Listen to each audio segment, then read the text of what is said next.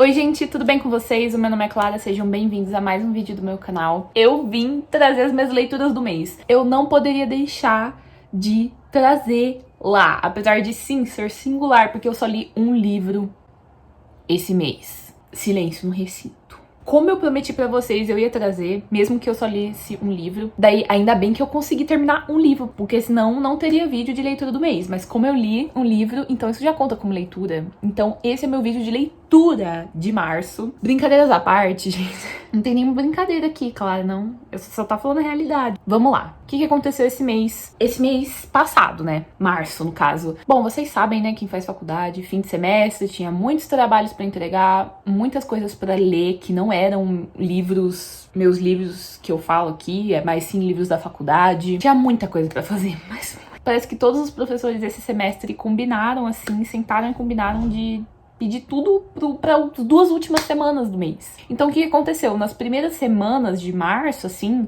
eu comecei a ler Galã, da V. Schwab, que é o livro sobre o qual eu vou falar hoje, basicamente porque é o livro que eu consegui ler esse mês. Mas eu também comecei a ler Pachinko, da Mindin Lee. Bom, eu comecei a ler Galã, e aí eu li até mais ou menos uns 20%. Aí eu comecei a fritar muito por causa da adaptação de Pachinko, que ia sair logo no começo de março, e eu queria ver pelo menos os primeiros episódios.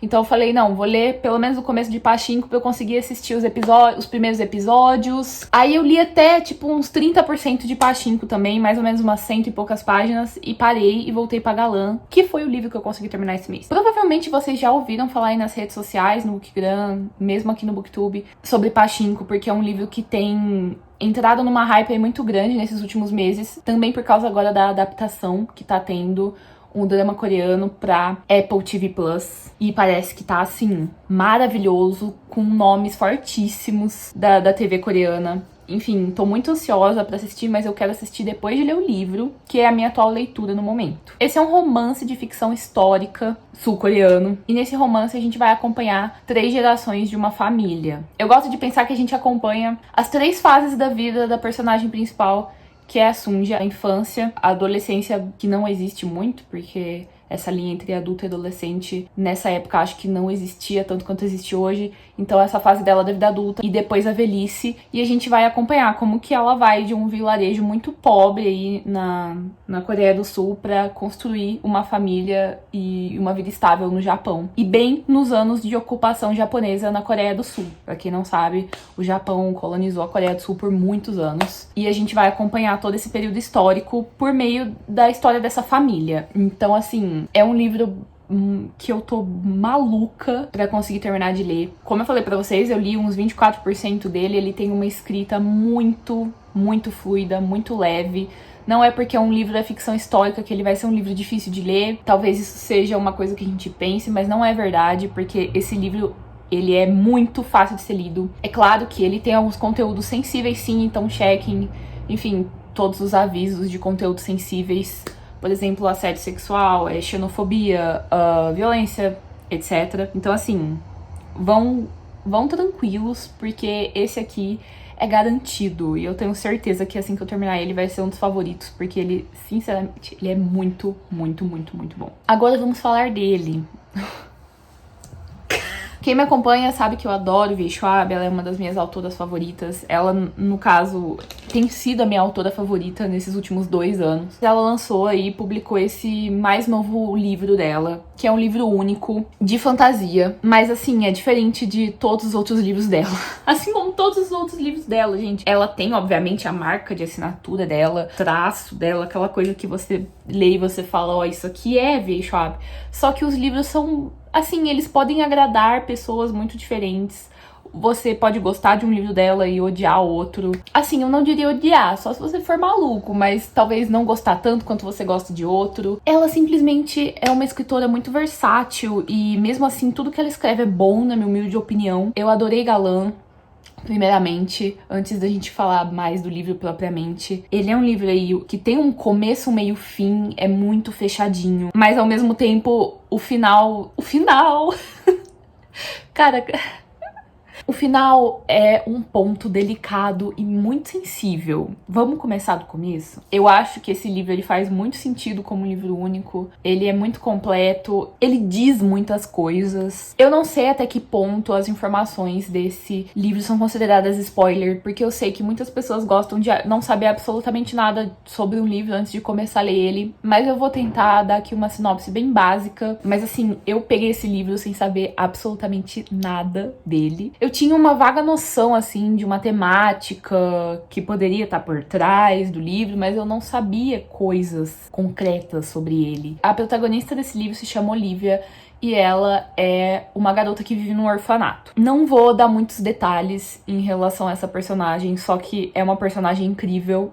E que esse livro é muito sobre ela e sobre a jornada dela, e talvez nem tanto sobre a parte fantástica. Ela vive nesse orfanato para garotas que se chama Marylands, e ela tem características que distinguem ela muito das outras garotas. Então ela é uma garota muito solitária, mas nem tanto, porque ela consegue ver fantasmas. Então até aí tudo bem, normal. A única coisa que ela tem de informação sobre a família dela é esse diário que a mãe dela deixou pra ela. E nesse diário da mãe dela, ela não tem, assim, muitas informações concretas, porque parecia muito que era, assim, que eram desabafos da mãe dela que estavam escritos ali. Algumas informações e coisas bem confusas. E aí isso acaba que não ajuda nada, mas aquilo é a coisa mais preciosa que ela tem, importante. Ela tem 13 anos, basicamente uma criança. Então um dia ela é chamada para conversar com a diretora lá, a madre diretora do orfanato. Eles receberam uma carta que basicamente familiares dela, que ela não conhecia, estavam procurando ela e convidando ela para ir até a casa deles. Quando ela chega nesse lugar, ela percebe que esse lugar não é um lugar comum, que a família dela não é uma família comum, que muitas coisas deram errado, que muita coisa tá errada ali. Então, basicamente, esse livro mostra, assim, essa jornada dela pra encontrar um lugar que seja a casa dela, não apenas fisicamente, sabe? Eu acho que tem muito uma jornada de herói aí envolvido na história da Olivia, e eu tô comendo muitas informações que são importantes, mas é porque realmente eu não quero falar muito sobre esse livro, porque o que é extraordinário nesse livro é você ir descobrindo as coisas e você se surpreendendo com os detalhes. E a preciosidade desse livro tá nisso, gente, tá nos detalhes, entendeu? Em coisas que, assim, porque não é um livro assim, uau, meu Deus, subversivo, totalmente uma coisa nova, maravilhosa, incrível, que ela simplesmente inventou ali.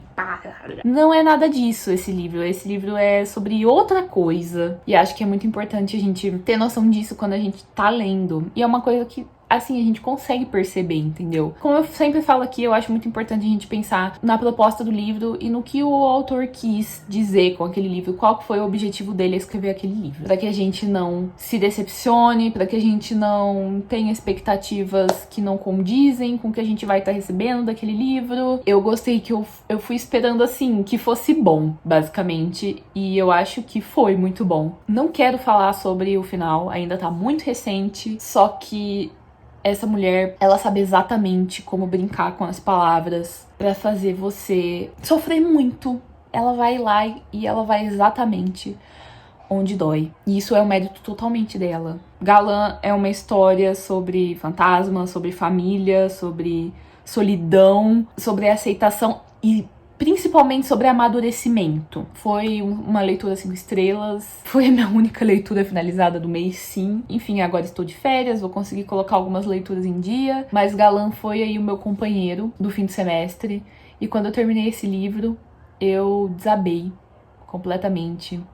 Ele me pegou totalmente de surpresa. Eu não tava esperando muitas coisas que me foram ali entregues. E não em relação ao plot, nem as coisas que acontecem no livro, assim, mas em relação a tudo que eu senti quando eu terminei de ler ele. Foi muito intenso, de verdade. E eu achava que seria uma coisa mais, assim, fantástica, divertida, não sei, uma coisa meio casa-monstro. E o que eu recebi foi, assim, um suco de depressão. Foi essa história muito, muito, muito sensível sobre essa garota que é muito sozinha.